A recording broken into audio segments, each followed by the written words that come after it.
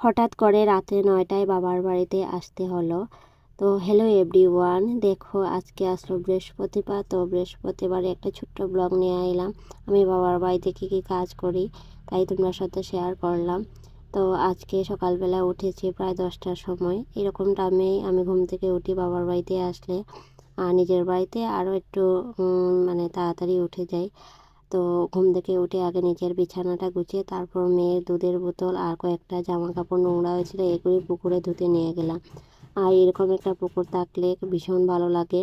অনেক বাড়িতে যদি বড় কোনো অনুষ্ঠান হয় বা ছোটোখাটো অনুষ্ঠান হয় তাহলে এরকম পুকুর থাকলে অনেক মানে অনেক সুবিধা হয়।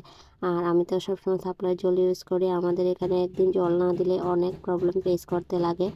তো তোমাকে বলি, হঠাৎ করে আমি বাবার বাড়ি থেকে আসলাম। আসলে আমার মেয়েকে বিড়ালে আছড়ে দিয়েছে, তাই এখানে জারাতে নিয়ে আসলাম। আর সাথে হোমিওপ্যাথিক ওষুধও খাইয়েছি। আর এদিকে দেখো সকালবেলা ব্রেকফাস্টে করেছিলাম চিড়া দিয়ে আর নারকেল দিয়ে। আর তারপর দুপুরে হয়েছিল পনিরের তরকারি, বেগুন ভাজা আর আরেকটা নিরামিষ তরকারি। তো আমি পনিরের তরকারিটাই খেয়েছি।